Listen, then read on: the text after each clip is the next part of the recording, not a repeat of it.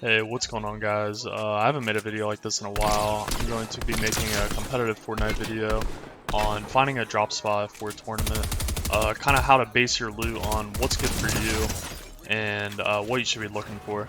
So first off, if you don't already know, go to fortnite.gg.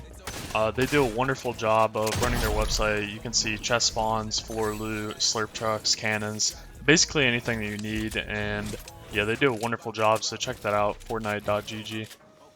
So with the new meta, you instantly have to ask yourself what has changed since the last season. And they took out from last season Peppers and they took out Spider-Man. So basically, they removed all mobility for endgame except for launch pads, and they added the new tactical sprint in the game. But everyone's going to have that. So you're going to have to somehow improve your loot pool since you're no longer getting Peppers or Spider-Man. You're going to have to increase your loot somehow. So whatever that means for you, you may have to land on a lot of floor spawns and try to get a launch pad, or land middle map and secure the next couple zones. You could land on coolers and try to play for floppers and chugs. There's a lot of things you can do, but point is you want to increase your loot now that you cannot get Peppers or Spider-Man. So say that you're going to play for floor spawns. What do you think the probability that you would get a launch pad would be with floor spawns?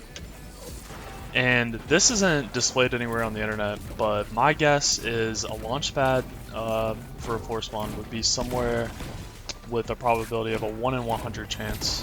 So every 100 floor spawns you go through, you get yourself one launch pad. And I have no idea if that's right, that's just a guess. So I'm gonna display on the screen right now this spot in the southwest spot of the map, and there are 28 floor spawns. So the spot I'm showing on the screen right now has 28 floor spawns. So the probability that you get a launch would be 28 and 100. So that's about a quarter of a chance. So say if you're in a tournament and you play out 8 games, then there's going to be 2 games out of your 8 games that you would be able to hope at least for a launch pad if the 1 out of 100 probability is correct. For all we know, though, they could change those numbers around every day, so we're not really certain, but you could at least hope for 2 launch pads out of 8 games. But then there's always trade-offs. So if you look at the map, you're all the way in the southwest tip of the map. So the odds that you pull first zone are going to be very slim. But oh wait, you have rifts a little bit to the north. So you could go and use those rifts maybe and get middle zone. Or what if kids land on the rifts and they choose to use all 3 of the rifts? They're just douchebags, they use all 3 of the rifts.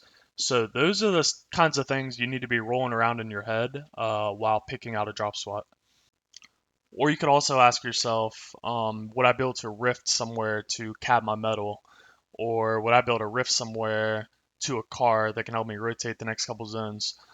Those are the kinds of things you need to be rolling around in your head and find out what your spot has to offer and what your spot is missing, kind of the weaknesses and strengths that your spot has. And another honorable mention for this meta would be utility items. I think the utility items are going to be a massive part of this meta since all the mobility is gone. So harpoons and cow crashers especially. Harpoons are going to be huge for grabbing loot since it's no longer Spider-Man loot in this meta anymore. And cow crashers, just be ready for somebody to run up to your wall and throw a cow crasher at your wall. You got to completely get out of that box to get safe. In conclusion, they only did a few things with this new meta. The big ones are they took out Peppers and they took out Spider-Man. So basically, how are you going to respond to that? Since you can't base your loot around those anymore, what have you decided to implement into your loot path as a replacement? And I hope you guys enjoy the new season and this video. Thanks for watching.